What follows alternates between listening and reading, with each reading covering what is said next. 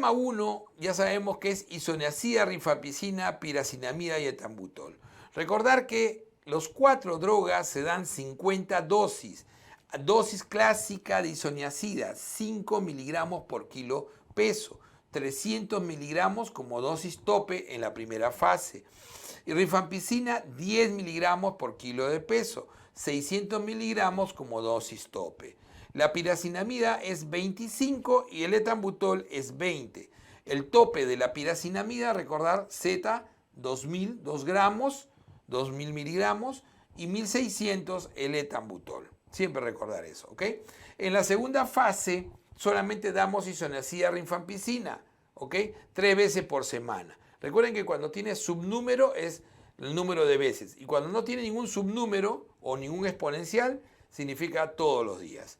Entonces, la segunda fase será en ambos casos 10 miligramos por kilo de peso. Solamente varían los topes. Sigue siendo tope, no 600 en la rifampicina, pero el que sube de tope es la isoniazida que sube a 900, 3 veces por semana. Entonces, ese es el esquema, la primera fase. 50 dosis todos los días. Por eso que tiene isoniazida, rifampicina, piracinamida, etambutol. ¿No es cierto? El número delante significa el número de meses. Entonces, 2 meses de isoniazida, rifampicina, piracinamida, etambutol. Todos los días, generalmente es como es dosis observada, se descansa los domingos, generalmente es dosis observada, el DOTS, esa es lo que se llama la técnica del DOTS, dosis observada, debe darse todos los días. El paciente debe ir y recibir sus medicamentos en su posta, centro de salud, ¿no? O consultorio. Y entonces, y de ahí pasa a la segunda fase, que este es en realidad un 3 sub 3, debería ser, más chiquito, ¿no? 4 meses de isoniazida rifampicina, 3 veces por semana, 54 dosis a esta dosis. A 10 miligramos kilo de peso cada uno, sabiendo que la dosis tope de isoniazida es 900 miligramos. Entonces, ese es el esquema 1 que siempre nos van a preguntar. Isoniazida 5, 10, 25 y 20. Punto. Entonces, piracinamida 25 y otro 20. Topes, ya sabemos, 2 gramos piracinamida, el más alto, el más bajo isoniazida 300, rifampicina 600 y 1600 etambutol. Sencillo. ¿Cuáles son las variantes del esquema 1? Por suerte no tenemos que aprendernos los esquemas de drogoresistencia, pero sí vamos a hablar de sus pautas. La variante del esquema 1 es básicamente cuando tienes tuberculosis sistémica o miliar o cuando es, ¿no?, en el extrapulmonar, cuando es sistema nervioso central o compromete hueso. Recuerden que osteoarticular no significa articular. Existe la tuberculosis puramente articular, que es rara y se da más en rodilla. Es rarísima y se da más en rodilla.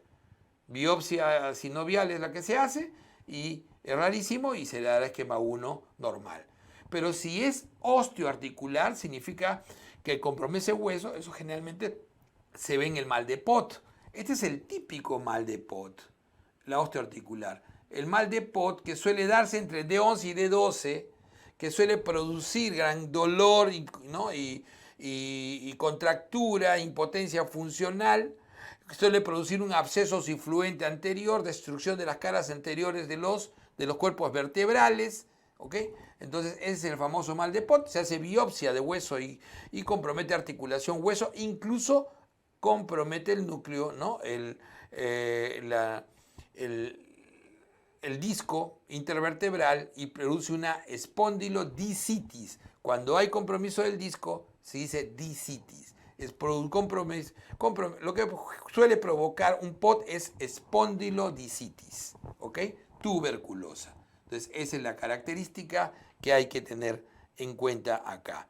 Entonces, no es articular, es osteoarticular lo clásico. Entonces, el miliar, que es el sistémico clásico, el miliar, con la milia en el pulmón, o el sistema nervioso central, la meningotebe, ¿no? En ambos casos, ya vamos a hablar específicamente de extrapulmonares. La primera fase es la misma. Lo que se modifica es la segunda fase y se extiende a 10 meses. Eso no ha cambiado. 250 dosis diarias de isoniazida rifampicina por recuerden, por 10 meses o 250 dosis. Recordar que básicamente en el sistema nervioso central es en la que se utiliza corticoide, al igual que en la pericárdica al inicio. Pero existe otro grupo, que es el VIH, ¿ok? ¿No? Sea pulmonar o extrapulmonar. Pero extrapulmonar que no sea, obviamente, el sistema nervioso central ni osteoarticular.